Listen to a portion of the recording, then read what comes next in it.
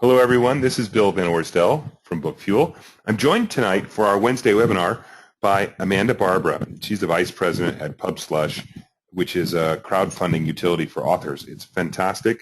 We had a great talk earlier this afternoon, and I think that Amanda's got a lot of great stuff that she wants to share with us. Amanda, take a moment, if you would, and sort of give us your background and tell us a little bit about the PubSlush mission.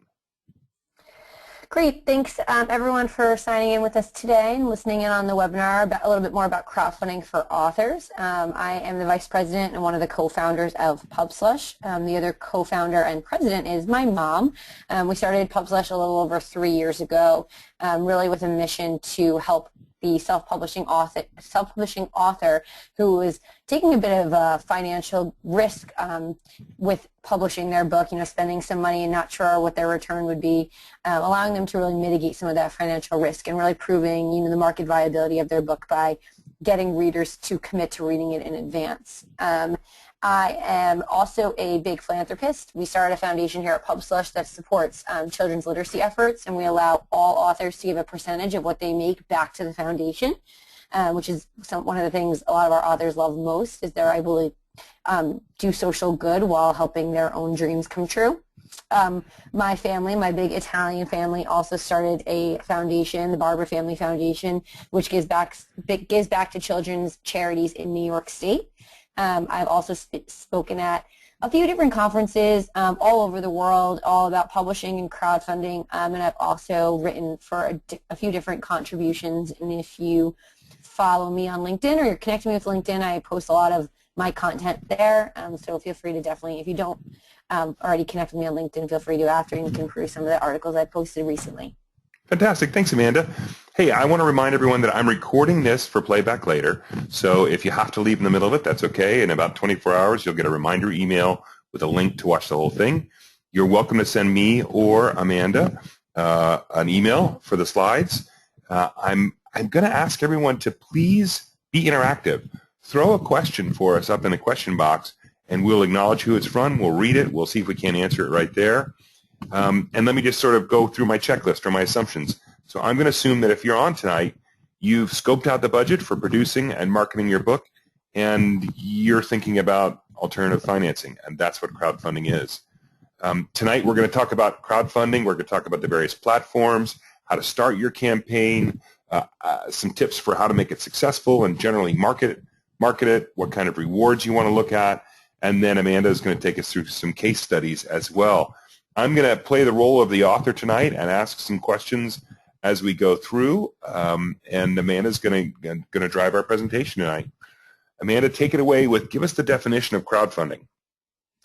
Great. Yeah, we're definitely focusing on crowdfunding as an industry tonight during this presentation. Crowdfunding is definitely an up-and-coming industry. It really started picking up momentum in the last 2 to 3 years. It's really about the funding of a project, small amounts of funding by a large amount of people to prove, market viability of a certain project. Tonight we're doing a very big focus only on reward-based crowdfunding. So reward-based crowdfunding is when a campaigner is able to actually give rewards in exchange for someone giving them funding. There are other types of crowdfunding, like donation crowdfunding, where you're just actually donating. You may have seen different people maybe raising money for someone that has a disease, or maybe someone that has lost things in a fire. That's still crowdfunding, but a bit different in regards to that one's more donation-based. You may have heard of sites like Kickstarter and Indiegogo that provide platforms for all different types of ideas. So we're going to go through both of those platforms and do a bit of a comparison between them and PubSlush, so you have all the details on how each platform works. All right, fantastic. So let's get started with the various options that are out there for authors. Great. Yeah, so the good thing is that me and Bill did this earlier today, so I do know a few maybe points that you guys might bring up, so I'll kind of try and cover that in advance. But I want to start with Kickstarter. Kickstarter is a platform that accepts any type of project. It's pretty well known for high-tech gadgets and different business ventures. They've also been really having up-and-coming fashion designers use Kickstarter as of recently as well. It's definitely it's a fixed funding model, or they also call it all or nothing. So what that means is if you do not make your goal, you lose all that you've raised. No one gets charged, the money is returned, and you don't receive any of the funding. and they take a 5% platform fee of whatever you make at the end. They also use Amazon payment processing, and that has a 4% fee, I believe, so it totals to around about 9% of what you make at the end. Indiegogo is also similar in that they accept any type of project. They started out as a platform that really focused on film production and really had to focus more on the film industry, and then as they grew, their types of projects grew. They do two models. They have a fixed, similar to Kickstarter, and they take 4%, so if you don't make your goal, you don't receive anything. They also have a flex funding model, so how that one works is that you set your goal. If you make it, you get 4%. If you don't make it, they take 9%, which is definitely a large amount of money. So with them, if you do the 4%, and then they use PayPal credit card processing, so they take about 3.5%, so you have a little bit over 7.5%. If you make your goal, and then if you don't make your goal, it's a little over 12.5%. As you can tell, I'm not a math person. For that, it would be a bit more than, of course, more than 10% for a flex funding with Indiegogo if you don't make your goal. PubSlush, my platform, we are a literary projects platform, so anything that falls into publishing, authors, publishers, agents, editors can use our platform, and we've also seen educational projects, literary magazines, screenplays, so really anything in like the literary publishing sector. We do a flexible funding model as well, but ours is just a little bit different. We let you set a minimum goal and a maximum goal, and that's really was designed with the author in mind. So many authors, maybe they can afford $2,000 for some of their costs, but they would love to, raise another $2,000. But they might say that if they don't make that $2,000, they'll still be able to publish if they, only make $1,000. So as long as you make your minimum goal, and we require it to be at least $500. So if you say my minimum is $500, my maximum is $5,000, as long as you hit that minimum goal, you get to keep anything after that for a 4% platform fee. We use Stripe credit card processing system. It's the most trusted credit card processor in the world. I bet some of the most frequented websites you guys go on use Stripe, and they take 3.5%. So ours is 7.5% total fee.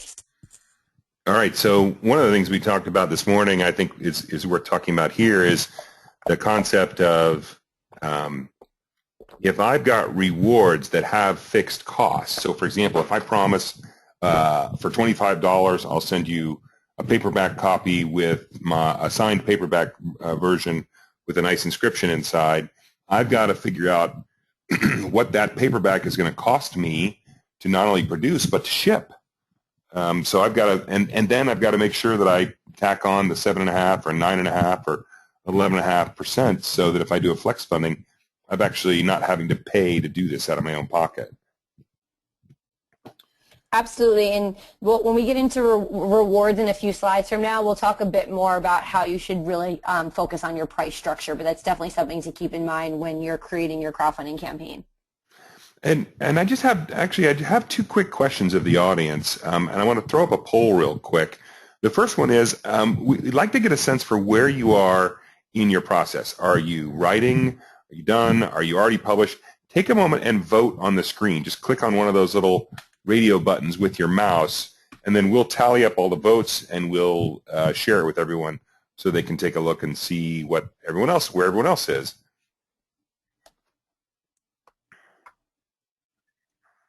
All right, we've got almost half voted.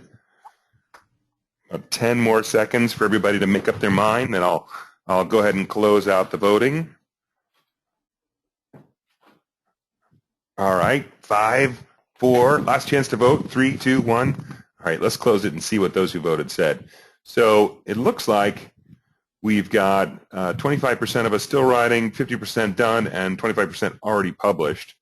Let me ask one more question while we're getting started, which is I just want to get a sense for how familiar we are as a group with crowdfunding. So let me know if this is all new to you, or you've already seen a project on another site, or maybe you've already pledged for another project, or gosh, maybe you've already done a crowdfunding project for a book by itself. Give us a sense, if you would, of where you are. Can they hit multiple? Or they can on this one, no. So this one would be sort of progressive. You'd work your way down it. Okay. All right, we've got there's 100% voting. That's nice participation. Let's show where everyone is with their familiarity with crowdfunding. So Oh, okay. about half, it's new. About 30%, they've actually pledged somewhere. And 14%, they've actually already run one, but not with a book yet. So that's great to see. All right, so I'm going to hide that. I'm going to flip us up to our next. So beginning your campaign. What do I need to do to think about this? If I'm one of those 25% that's still writing my book, what do I think about? What am I doing? Great. So yeah, so if you're thinking about doing a crowdfunding campaign, and for the 25% of you out there that's still writing, what we recommend at PubSlush, and of course, it's definitely circumstantial depending on the author, but we definitely recommend you focus while you're writing on the writing portion of your process. Marketing is super important, and there's definitely things you can be doing during the writing process, but crowdfunding is a very it needs to be dedicated. Your time needs to be dedicated to crowdfunding. We usually recommend anywhere between 3 to 6 months before your publication. Usually, when you're done, and maybe your book's going off to an editor, or your first draft is done, and maybe you just need to do rewrites and things like that, is when you should really start planning for your crowdfunding campaign. And we're going to get into more details about why that's so important in a few slides. So stay tuned for more about that. If you're ready, an established network and audience, and that's in here, but if you don't have that already, don't be scared about crowdfunding, because there's still a lot of authors that have been super successful that haven't had an established network and audience. With that, you just need to know who you'll be reaching out to. Who is your target? Is it just your family? Is it just your friends? Is it people from work? Is it people that have read your blog before? So really knowing who you're going to market to and how many people that might be around about is a great thing going into it. Your willingness to ask for support is really crucial when you're getting ready to start a campaign. Your crowdfunding campaign is a marketing tool. It's a way to really understand who your reader is and how to better market to them once your campaign is over. So if you actually, you spend, hours or days building a crowdfunding campaign, and you also spent probably hours, days, or months writing your book, if you're not willing to actually go out there and ask someone to buy it and read it and write you a review, you probably won't see a lot of success in a crowdfunding campaign.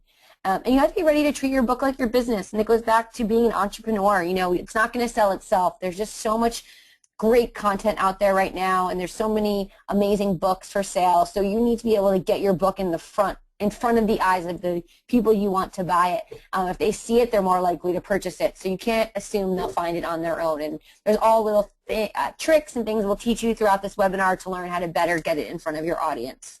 But what you'll need if you do decide this is for you, or you want to try it out, of course it's completely free to try. It's a risk-free option for you to really explore. So if this is something you decide you want to do, you're going to need some basic info about your book, your title, overview, a summary that you would find on the back of the book. You have the option to upload an excerpt, so a first chapter if you'd like. Some images, supporting images. Some people have, great pictures of, like, if it's a travel book, you have maybe some supporting images you want to throw there. The more visual, the better, and they don't always necessarily have to be directly associated with the book. They could just be a supporting image you think goes with their theme. If your book's about Paris, you could put a great picture of the Eiffel Tower or something like that. A personal video is always really great. It doesn't have to be professionally done, so don't be scared if if you're on a budget, and that's one of the reasons why you're doing your crowdfunding campaign. A lot of our most successful authors did their videos right with their own laptops. They're pretty short videos, 1 minute and 30 seconds. You start with something compelling like a stat, quote, a fact that will really draw your audience in, and then you tell a little bit about your story, followed by a call to action. What do you want them to do when they're done listening to this video? If you really love my story, buy my book. If you buy my book, I'd love for you to share it with family and friends, etc. Reward levels, this is something we're going to, like I said, get into a little bit deeper in a later slide, but they're super crucial in crowdfunding. They're a way to offer something to your audience that they wouldn't be able to find in a bookstore or on Amazon. It's a way you can package something nicely together. We've had people that have written a book but also create jewelry on the side and package something really beautiful together. Maybe they relate, maybe they don't, but it's a way to offer something personal. And a marketing plan, and that's what we're going to head into in the next slide. A question for you, Amanda, is you've obviously PubSlush has done a ton of these now. How critical? Let's say I'm camera shy and I've got a face made for radio, right? So how critical is it that I do a video and then that I star in it? You must have some success correlations with elements of the campaigns. Is that vital for me? Bill, I can never see you being camera shy, but if you were camera shy, I would suggest there are plenty of authors that have actually done video with not their face and only with with their voiceover, maybe images or pictures or words. So if that's something if you're more creative, maybe your daughter, son, husband, wife, aunt, uncle, they're better on like with a iMovie or something along those lines, and you can make a really great video without you sitting in front of a camera. Those are great too. I mean, one of our best campaigns, not necessarily money-wise, but supporter number-wise, she actually made it on her iPhone, and she posted pictures and told her story and actually put them on her wall and told the story walking the camera through the pictures, and she was the voiceover. And it wasn't really high quality, but I mean, at the end, she had me in tears. And I mean, our office all supported her book because it was just such a compelling story behind the video. So there are definitely ways you can get around if you're camera shy. There's definitely ways you can get around if you just want to not really be involved. But I do think that it's great for a reader to see the face behind the name. So I think that if you aren't camera shy, it's great to do it. But if you are, there's ways to get around it for sure. All right, fantastic. Okay, so I've got my campaign started. Oh, wait, we've got a question. Christina jumps in. She says, what exactly should I tell them why I need them to donate? To buy the book, for example? Do they have to donate or buy the book? So we'll talk about different ideas for rewards, Christina, but that's a good question. So I'm in my video. What do I tell them to get them to like me and donate and support me? So I think the biggest thing I want to correct really quickly is the word donate. No one is donating at all during this campaign. Donation means you're giving money with nothing in return, like when we donate to charities and things like that. This is essentially, think of it as them pre-ordering your book. You know, for $20, they get a copy of your book. For maybe $10, they get a copy of your ebook.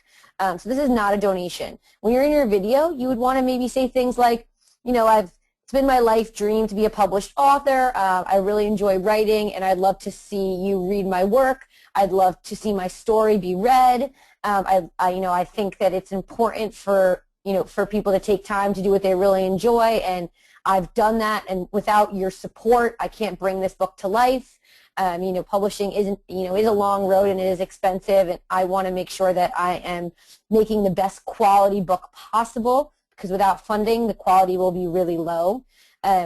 Maybe with these few videos I mentioned earlier, one of them was a grieving mother. She had lost a child, and she had said, I'm writing this to motivate and inspire other grieving mothers, a book that maybe I would have wished I would have had during my time. We had another girl wrote a memoir about her father who had a traumatic brain injury, and she had a video basically sharing that when she was a child going through the journey, there were no books. There were a lot of books for TBI survivors, but no books for children of TBI survivors. So she wrote the book to help other kids like her cope, to get over it, to move past it, or to learn how to live with it.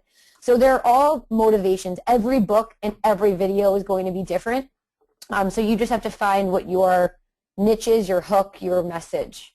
Yeah, and so I think, and then I want to let you get on with marketing campaign, but when I went to look through the PubSlush site and look through some campaigns that might be fun to support, I thought there were a lot of creative reward levels for participation in a project that didn't necessarily deliver me a book. I mean, they're the $1 thank you. I was kind of tickled by that. So let's when we get to the rewards, let's talk about some ideas for them. Great. Yeah, we definitely will. We have someone that did Angela Miller's campaign, one of our case studies later on tonight.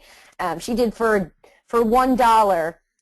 It just said every dollar counts, and that was really compelling. And I know that she definitely got people that gave the $1 just to be a part of the every dollar counts, and then went back and actually purchased the book. And it was kind of like one of those, like hidden messages that it really did mean that every dollar did count. So there are definitely things you can do, but don't be scared about the rewards. That's the fun part. Fantastic. All right, marketing your campaign. marketing your campaign is definitely the most crucial part, not only in crowdfunding, but for marketing your book before publication. So for the 50% out there listening, these slides are even more directed at you because this is the phase that you're at. You're at the marketing phase. How quickly or how much we all want to go and press that publish button, and be on Amazon or be on Barnes & Noble, but it takes about 120 days at least to really come up with a great marketing plan. So when you do hit those e-commerce sites, you're able to actually sell books. So number one, first and foremost, the first bullet here is develop a day-to-day marketing plan before you launch your campaign.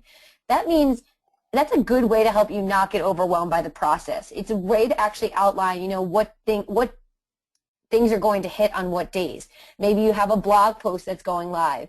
Maybe you have some other great people tweeting about you. Maybe you have a newsletter blast, or maybe you have a LinkedIn post scheduled or something like that. So if you have a little thing every single day to help you promote and help you get your campaign out there, it'll be less daunting and overwhelming, especially since a lot of writers, they have other things going on, possibly other jobs, families. So this is a way to really help you get organized.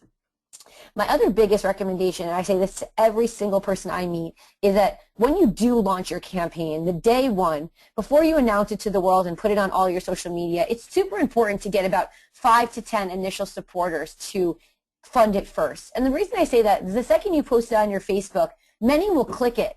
And we actually at PubSlush, we track it, so we're able to tell you how many unique clicks you got from different people.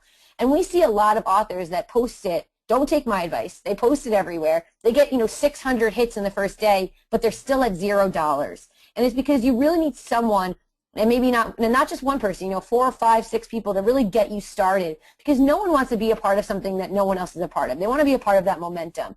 So our advice is really find, recruit, go to those people in advance. Let them know you're doing this. Let them know that you need their support out of the gate.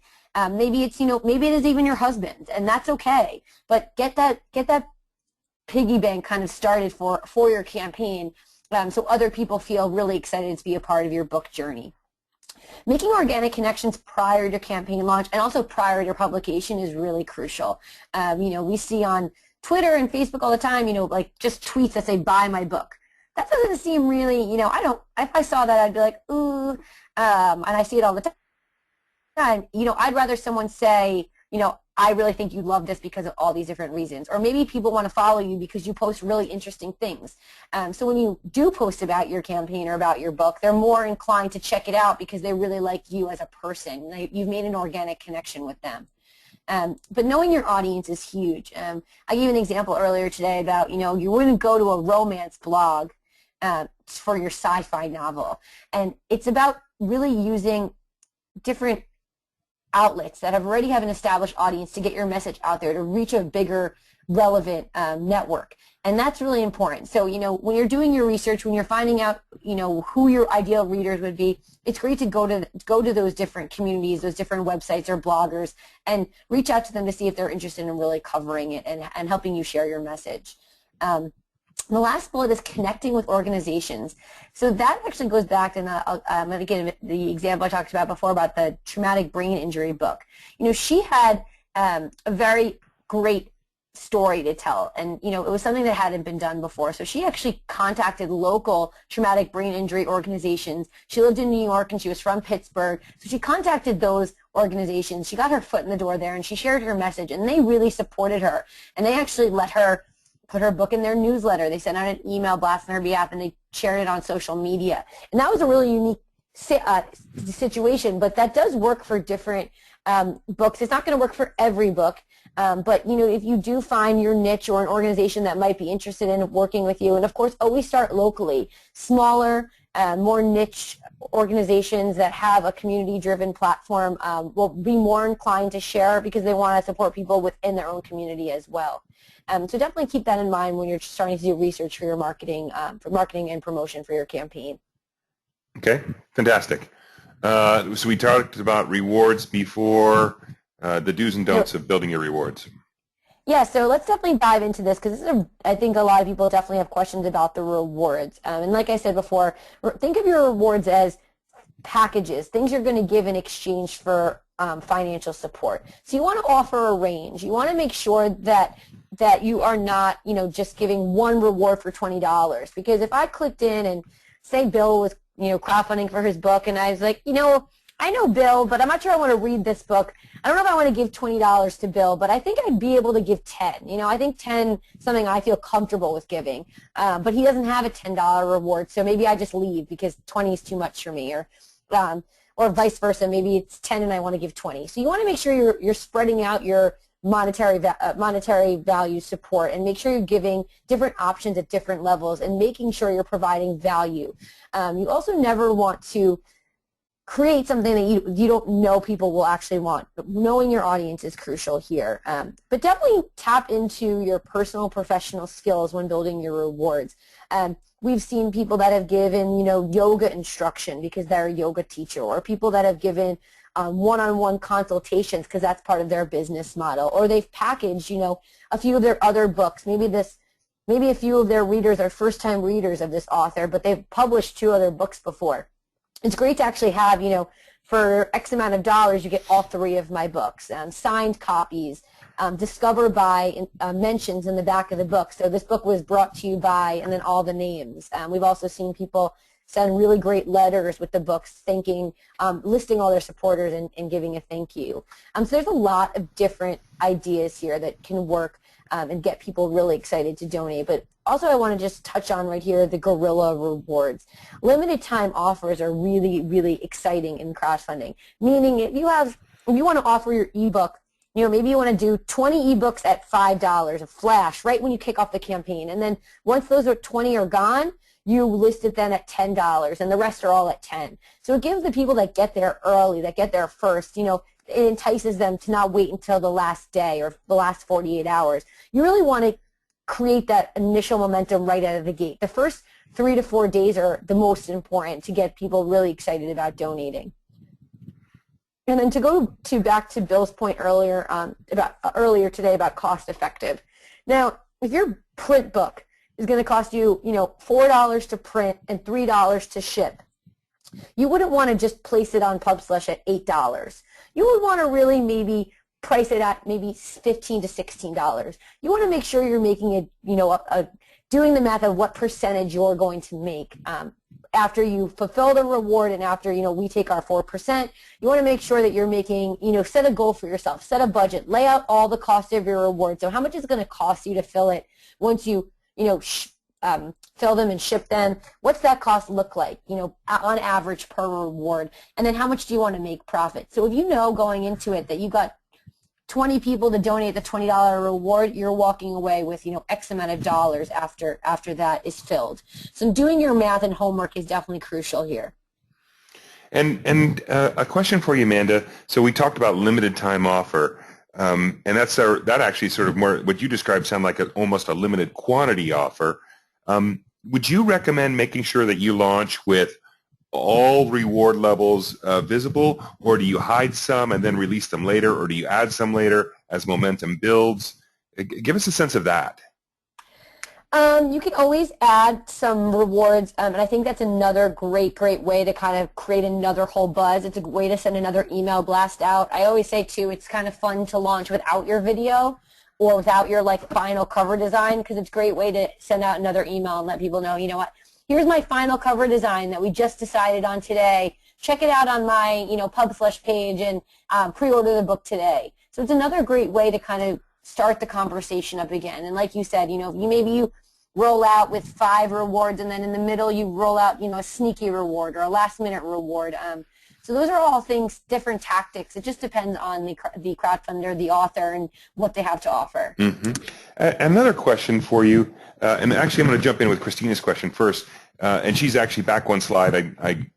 She sent this right when we switched. She said, when you were talking about reaching out to organizations, niche organizations, she asked, do you have any ideas for children's books?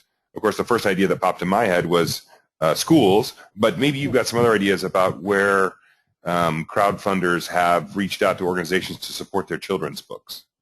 Well, yeah, you took the words right out of my mouth. I've actually worked with several children's authors that we've come up with packages for schools. So if you go into your local elementary school or, surrounding elementary schools and you kind of go to, you would maybe start with the main office, head to the principal and see about, coming in to actually offer, you doing a reading or you selling X amount of copies to the school or something along those lines, or if they buy 5, you'll donate 5 or whatever the case might be. And giving your time, giving your time is a huge thing, especially in schools. Children love to meet the author. We've seen authors do things like maybe they'll buy 1 copy for the classroom, they'll pay you for your time to come in and read to the kids, they'll sign the book, and they'll give every kid in the classroom a bookmark. They also have done things where they send out a flyer. This definitely takes some planning, but it definitely can be done. But they send out a flyer with the kids, let them know that you're coming in like 2 to 3 weeks, and if the kids want a copy for you to sign when you're in the classroom, they would pre-order it. The teacher would go on your crowdfunding campaign and order, like X amount. Maybe you have a student package or something along those lines. Or they could, and that maybe it would be for a lower fee, a classroom fee or something like that. And you would build your reward based on the feedback you're getting. So if you go to 6 schools and no one's interested, I wouldn't just create that reward because you don't have anyone you're driving the traffic to. But I think schools is a really great fit. It also just depends on what your book is about. I mean, I've seen books that focus on, we work with a publisher that focuses all about, books that educate kids on the environment. So they do a lot of things with the environment and giving back with organizations that have to do with that and getting children involved with going green and the earth. So that's a different idea and a different outlet. Of course, your local library is huge too. Doing readings at your local library might take some time, of course, takes time for you out of your day, but if you can sell copies of your book at the end, if the library will let you sell them and sign them, you can sell books right in the spot. That doesn't necessarily apply to your crowdfunding campaign, but it's a great way to get into your community, and it's a great way to actually, do things that way. Or if your question was just for children's books, but we've also seen a lot of people do things with book clubs. So if you have, a great book that you think would be a great book club book, you would market it to different book clubs in your community, and you would create maybe a book club package, and then you could actually Skype in, or if it's in your community, you go to the book club and they could actually ask you questions. So there's a lot of different ways. These are just some that I'm legitimately thinking off the top of my head. But Christine, if you have any more specific questions, I would love to chat with you either on the phone or via email, and we can brainstorm some great ways. Fantastic. So, now we're getting into the nuts and bolts. I'm going to launch a campaign. I want to make sure it's successful. What are the must-dos? So a lot of these are kind of just reiterating a lot of the points in my previous slides, but they're that important that I think that they need to be here. Pre-campaign research. Plan, plan, plan, plan, plan. Do not leave this webinar and say, I'm going to launch my campaign tomorrow. Absolutely not. It takes a prep. It takes organization. It takes a planning and a strategy to be successful. And that's the same with also marketing your book for publication, not just crowdfunding. All of these things I'm talking with you tonight are not just about crowdfunding. They definitely apply to your publishing efforts as well. Targeting your audience, knowing who your reader is, maybe possibly getting some beta readers and letting your beta readers tell you who they think would like it, who they think the target audience would be. Getting help deciding is definitely a huge thing. And also your crowdfunding campaign, because we provide you with all the analytics at the end, it's great to know, what's the male versus female ratio, what's the age here, where are they located. So you can do a better job marketing your book to a more targeted audience after you have very great concrete physical data. We already talked about building momentum on day one. If you were to head to PubSlush right now, you'll see a lot of authors that are at 3,000, 2,000, 1,000. They're creating that momentum. And the ones that are sitting at 0 have not done anything. They haven't sent a tweet or an email, and that's why they're at 0. So that momentum day one is really crucial. And of course, number 4, don't be timid. Bill, I know you've heard this story already, but I'm going to share it again because I think it's a really exciting, compelling story. We had an author on the site. His name was Matt. He had a really amazing children's book, actually, and it was on the site, and it was a children's Christmas book, and I just fell in love with it. I thought it was I actually wanted to order a copy for my niece and nephew, and I could not understand how he couldn't leave 0. I just didn't understand why he wasn't making any money. So I picked up the phone, I called him, and I just said, what's going on? Why are you still at 0? And he said, to be honest, Amanda, I haven't told anyone about my campaign, not one person. I built it, but it just has been sitting there. So, you know, he said, I was scared, I was embarrassed, I didn't want to tell anyone, I didn't want to promote it, I didn't want to share it. So we held his hand, you know, through the phone, and we kind of calmed him down, and we got him really excited with all the great marketing tips that we just came up with right on the fly, things he could do when he hung up the phone with us, things that why he shouldn't be scared. And he was actually the minister of a Lutheran church, so we came up with like a great canned food drive. This was around the holidays. We came up with a canned food drive for everyone that donated. We came up with really great marketing ideas, and within 48 hours, he had made $3,000. And because of his Pub/Slush campaign, he actually got picked up by a Christian publisher through the Pub/Slush platform. So he has a really great story, and if he would have never left zero, he would have never gotten that traditional deal that he ultimately wanted. So it does take it does take work, it does take time, but it does take that leaving the gate, not being shy and sharing your story, which really helps take you to that next level. But make sure you're being personal in your approach. You know, if you send a mass email saying, hi everyone, every time you reach out, people are going to think it's spam, people might not read it, people are busy, they'll delete it. Same thing with a Facebook post or tweet. So if you really are serious about this book, if you're really serious about making some dollars during this campaign, you might need to pick up the phone or send some text messages. You might need to send some personal Facebook messages. You know, be personal. You know, hey Bill, you know, how's everything going out there on the West Coast? Haven't seen you since Charleston. Hope all is well. Wanted to share my campaign with you. I think you'd really love the story. Check it out. Love your support. And if you don't think that you would like the story, I would love for you to share it with some of your family and friends that you think might enjoy it. So making sure that you really are sincere in your approach, because you want people to want to read your book and want to support you. And then number 6 is probably the hands down most crucial step of the whole process after pre-campaign research, of course. Making sure that you're updating the supporters or readers of your book, the ones that have given you money up front. So maybe that after the first 3 days, maybe you have 100 supporters, which would be amazing. And now you see that you are at day 7 and you haven't left 100 supporters, and you don't understand why. You have tapped all your resources, you emailed everyone, and you're just not moving.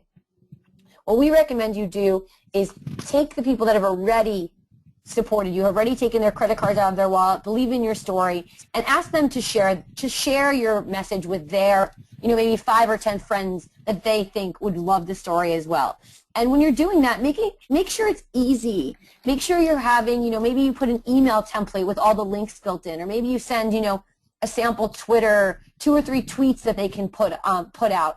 The easier you can make it for them, the more likely they're going to do it, because all they need to do is really copy and paste it and send it to 4 or 5 people. So that's a crucial one, making sure you leverage the support of your current supporters. And then we already talked about some enticing rewards, but let me know if anyone has any questions about any of those 7 tips. All right, fantastic. Let's talk about some case studies. What?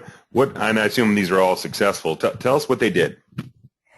Yes, the first one is by Angela Miller. She wrote, "You're the mother of all mothers." I am so happy to say that not only is she an author in our community and one of the most passionate women I've ever met, but she's also become a dear friend of mine. She came to us with this book. It was really an idea phase at the time, and this is the one I spoke about. She had a book that she wanted to write for grieving parents to really help cope with the loss of a child, because she had lost a child in a really, really tragic accident.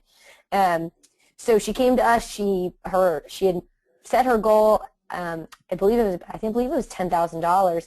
She set her goal, and she was, you know, really, you know, she hit the ground running. She took all of the Pub/Slush tips we gave her, made a plan, implemented them all.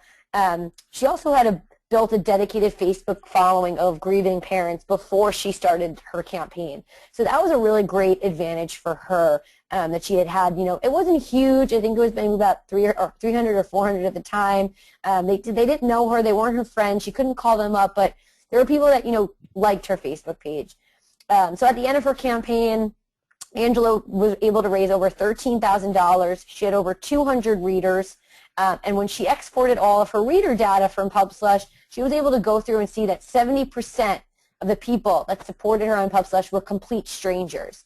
And she really credited to taking all of our advice of, you know, asking her 30% to really help her get more support, to really drive traffic. And and I think she had 70,000%. 70% were strangers, $13,000, but she actually had 6,000 unique visitors to her book page during her campaign time. And that means that many people, saw her name, possibly read her summary, saw her overview, maybe watched her video. So this was all great for her because she was really able to get her message out. And she offered really great rewards as well. And if you guys want to check out what she offered, she's in our Discover tab under Successful Authors. That's where you could find Angela Miller. So if you guys want to check that out. That's fantastic. All right, case study number 2.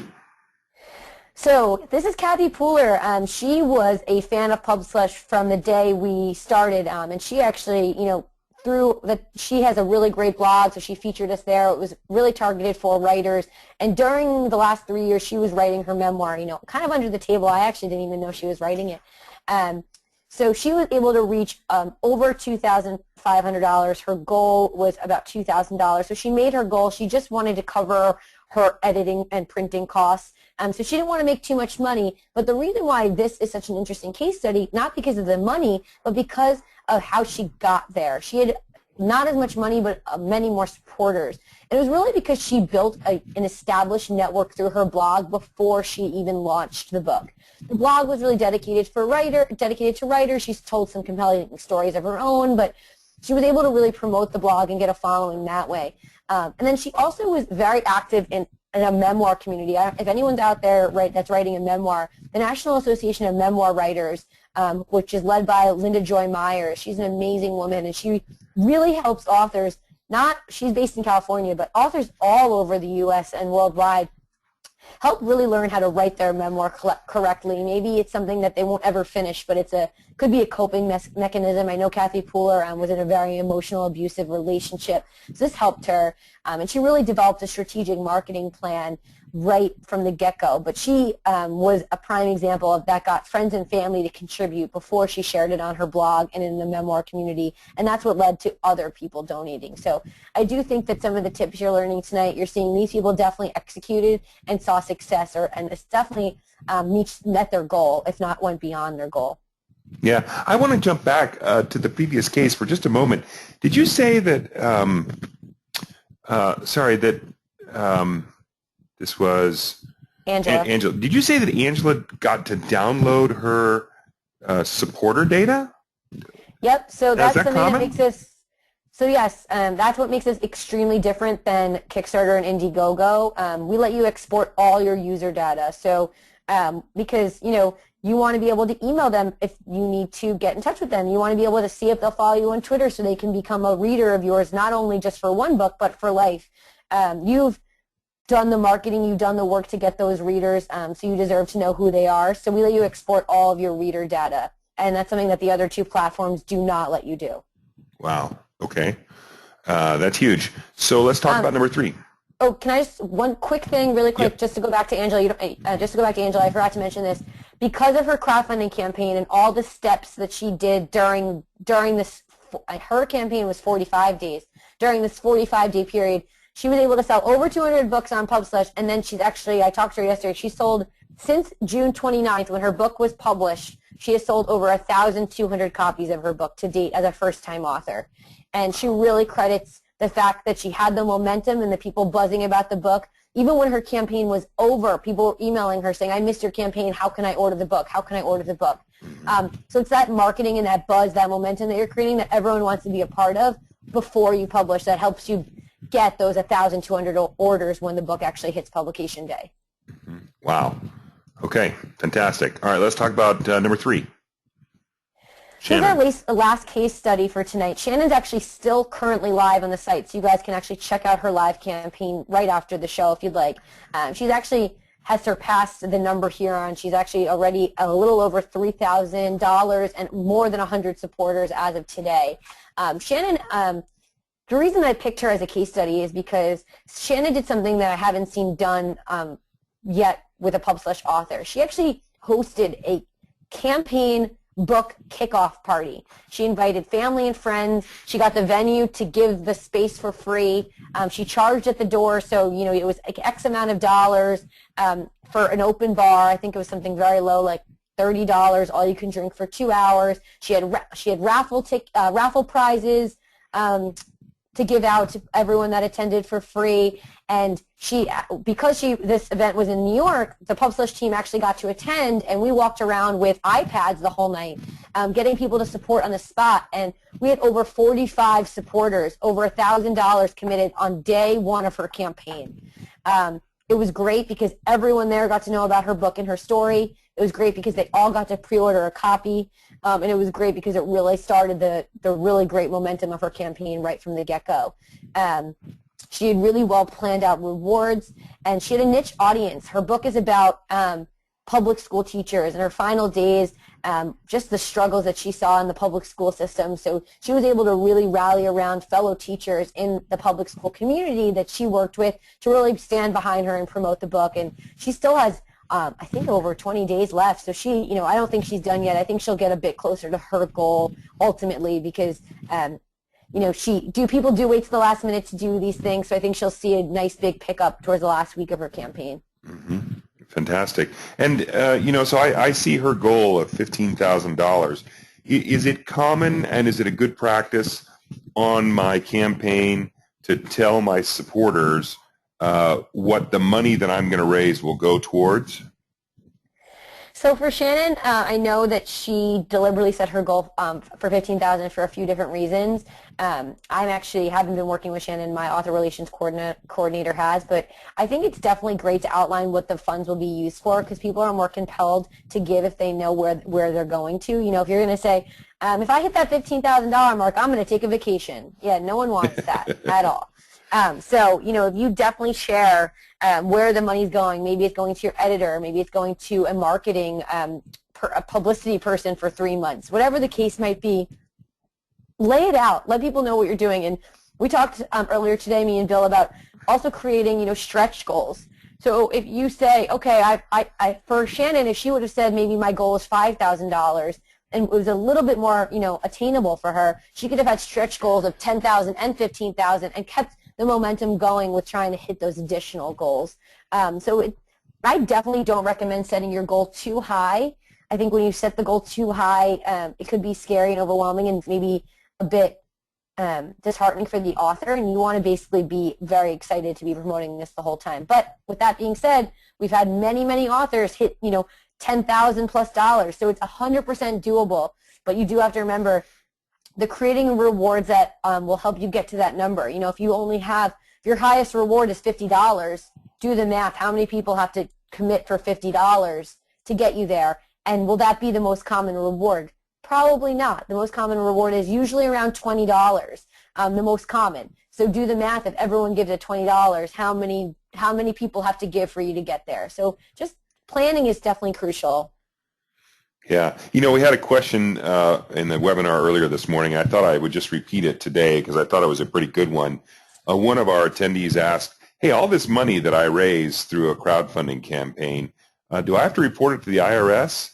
And I think the bottom line is, I'm not a tax attorney, but I think the bottom line is that since this is a reward-based campaign and you're giving something of value, whether it's material or not, essentially you're going to treat all this inbound money as revenue for services or products delivered. So it'll go into the hopper of all of your income related to your book. Of course, especially if you're sending out printed books or you're doing other things, there's costs involved in fulfilling some of the rewards. But yes, you've got to keep track of all this when it comes in, and you probably are going to report it as part of your business of your book. Does that sound right, Amanda? Yep, absolutely. And just remember that the income is the money you make after you fulfill your reward. So if you make $10,000 but you spend $5,000, giving everyone what they paid for, that's not necessarily your income. So just make sure you talk to an accountant or someone that helps you with your taxes to make sure that you're doing what's necessary and legal. Exactly. So we've got some time for some more questions. If anyone wants to throw a question up in the question bar, Amanda or I, probably Amanda, would love to take a stab at it. We're happy to do what we can. Let me look at my questions from this morning to see if there are any other ones that we missed. This morning, one of the things that you talked about, I had asked you, okay, I've got a pretty big family, and I'm going to see him at a wedding this summer. And, maybe I time this so that I can, head around after the ceremony at the reception and tell everybody to go check out my campaign. And maybe that's all I need. Or I think you came up with a much better use with that family network, which is to try and make this go viral and ask for their support to tell more people. Yeah, I call it mini viral because actually going viral is insane, and it's probably not possible unless you're like Beyonce. So I call it mini viral, and what mini viral to me means is having everyone in your network buzzing about it all at the same time. So if you can get, if you have 100 Facebook friends and on the same, 24 to 48 hour span, everyone's sharing it and everyone's creating this momentum, that's when more and more people, if 5 people are sharing the same link, you really want to see what's going on here. You want to click that link. And then you want to read a little bit about it, and then you're like, wow, there's already $1,000 there. Wow, this book looks really great. You know what? I want this book. I'm going to give $20. You're not asking for huge amounts of money. You're not asking them to invest in you for life. You're asking them to pre-order your book. So I think that goes back, Bill, to what we were talking about before, just really the importance of using the people that really believe in you and want your book, and hopefully they'll continue to help you spread the message. Okay, we've got a couple of other questions here. I want to throw them in here. Christina says, Amanda, could you share your phone number to call you after the conference, please? Or should I just email you first?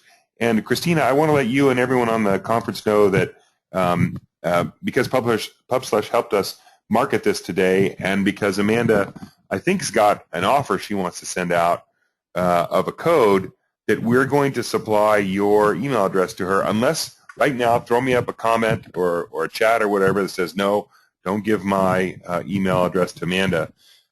So we'll make it easy for her to follow up. I promise I won't spam you. Thank you, Amanda. I promise I won't spam you, but I'm going to send you some really fun stuff to check out. Christina, I would love for you to email me. I'm actually in New York, so I'm on East Coast time, and I'm actually still in the office and haven't eaten dinner, but I would love to chat with you via email and on the phone tomorrow, anytime. I'm pretty open, and that goes for anyone. Please send me an email, and we can set up a time to chat. And any questions you have right now or after the webinar, I would love to chat via email also, and answer your questions. I will be sending out a special offer for a free guide for successful crowdfunding for you guys to download, which will give you just more information, even more than we covered today. I hope everyone thinks this was super helpful, and for everyone that's, and whether you're in the writing phase, whether you're in the I've written but I haven't published, or whether you published. PubSlush is a community where we connect all of those people in one place. So if you've published already and you're thinking, I might want to do this for my next book, there are definitely opportunities to get you involved in our community now. We have an amazing blog. That link is just blog.pubslush.com, and that just, we let all great authors write for us all the time, and that gets a lot of great attention. So there's definitely amazing ways to get your works in front of the right people. So we'll find the right way to work with you. And then I've got another comment, might be a question here from Sue Johnson, and she says that she's interested in more information on publishing photography books. So we've had a few photography books. PubSlush accepts all genres, fiction, nonfiction, any type of project, like I said before, in the publishing space. Photography books are, first of all, amazing, and I love them, and I have a few on my coffee table. But they're just definitely a bit pricey, and they're more expensive to lay out, they're more expensive to print, they require coloring, so that's definitely something. I have a few different companies that we work with that help photography authors. So if you're looking for a company to work with, and if that's the question, I can definitely connect you. If you're looking to crowdfund, your rewards would have to be a bit different, hands down. They're going to have to be different than what you would see on a paperback fiction book that's 200 pages, that's black and white. So either way, please let me know if you have further questions in regards to your photo book. But we've seen it happen. We've seen people be successful, and I hope it's beautiful. It's probably going to be an amazing book. And Amanda, earlier you mentioned, this morning you mentioned, I can't recall if you mentioned it this evening, the concept of a soft start, say on a Sunday or a Monday, and then your full effort. I think you did talk about get yourself some immediate supporters before you go wild with everyone. Do you want to elaborate on that? Yeah, Bill. Bill asked me this morning about Well, we already talked about having a few supporters, but he was asking me what day of the week was actually the best time to launch. And I thought that was a really interesting question because this is all based on like what we've seen to be successful. And it really, obviously, of course, depends on who your audience is. You know, if you're marketing to people that you know have a really busy work week Monday to Friday and aren't really at their computer for personal reasons, then, I mean, that's definitely, you have to know your audience hands down. But I definitely recommend doing your soft launch on a Sunday or Monday. You know, when people are home, they have a bit more time, and Monday for those people that are more close to you that you can actually reach out via text or email or phone and say, I'm live, I'm not telling anyone but you, can you please get there first? And then midweek, Tuesday, Wednesday, Thursday, I find is the best days to do your great big launch. It's when people are caught up after the weekend. It's when they have more time to look at personal things, and it's a way to really get in their boxes, not right after the weekend. And of course, I wouldn't recommend doing it on a Friday because if you're like me on a Friday, you're kind of a little bit more checked out personally and professionally. So yeah, so midweek is definitely a great time to go aggressive with your big launch, your loud launch. Mm-hmm. Okay, and we don't have any more questions in the chat box, but I have one more I want to finish up with. Amanda, you have mentioned how PubSlush talks with authors and assists them and suggests things. And is that a formal deal? Is that an add-on? Is that you do that for everybody? Tell me more about that, because it sounds like, frankly, you all have a lot of expertise in-house that can help an author be successful. Bill, thanks. That was so nice. We very, very much pride ourselves on personalized service. It's one of the things that my mom and I, one of the reasons why we started the company is because we just felt that this is a really complicated industry. There's a lot of places you can go. There's a lot of outlets, and it can get a little bit confusing, especially if you're self-publishing and doing it on your own. So, yes, we offer a bit more personalized service, more than any other crowdfunding platform, but we definitely do go above and beyond, especially for our successful authors. We do, if you send us an email in our hello box, we answer it right away. We send you a lot of great documents, like a pre-campaign checklist, which I'll send to all of you guys so you can have a copy. We provide our guide, a few different things that will help an author. But we also have a program called PubSlush Prep. PubSlush Prep is completely optional, but it's a paid program. It's a program that has a very low fee, and they're tiered. So the lowest fee is $50, and the highest fee is $250. So obviously it's not a huge expense, but that really helps give you full access to our team. It gives you phone time, it gives you a marketing plan, it gives you a social media plan, it gives you rewards. We build your rewards with you. It gives you many different tools. It gives you a free blog post, not free, but gives you a blog post feature on our site. There's just a lot of things, and you can actually check out our PubSlush Prep program on our site. It's pubslush.com/prep, P-R-E-P, and it lists all the different levels there. But that's if you really want that extra hand-holding, that extra hands-on. I'll be honest, it's great to have a team behind you, whether it's the PubSlush community, whether it's BookFuel and WaveCloud, whether it's, there's other great companies out there. It's great to have other people to ask questions, maybe take a look at your cover. I met someone at BEA last month, whatever, May it was, who came and brought me her book that was just published and fresh off the press, and she asked for my opinion, and I told her that it was missing a few things. She didn't have her barcode, she didn't have her ISBN on it, she didn't have a summary, and she had, about 1,000 of these printed. So it's great to have other people in the industry have their eyes on it. Ask your sister or your brother to take a look at your book. You can always get a sample copy of what your book's going to look like. Make sure the paper is in stark white. Make sure compare it to other books you love. That's my biggest recommendation. Pick the book that you love, how it looks, and make sure your book looks like it, and that it looks professional, high quality. And that doesn't cost more money. You just have to make sure you're knowing what the questions are to ask when you're publishing. I mean, that's like something that Bill and his team can help you with too, making sure you're producing the highest quality book. So does that answer your question? Absolutely. Yes, fantastic. We're very hands-on. We want to help you. We want to make you successful. Absolutely. I can hear it, Amanda. Thank you so much. Hey, and thanks everybody for joining tonight. Again, Amanda, this was some great information. I know I learned a lot today about crowdfunding for authors that I didn't know about before, and I really appreciate you taking the time out to join us tonight. Thank you. Thanks so much for having me. And again, guys, my email's right here on that last slide. So Bill will be sending you guys all an email tomorrow with my info for all that didn't attend. But My email here is just amanda@pubslush.com for anyone that's not listening live. And I really look forward to working with some of you great authors and having you join our community in any capacity. Fantastic. Thanks, Amanda. Thank you, everybody. Have a great evening and good night.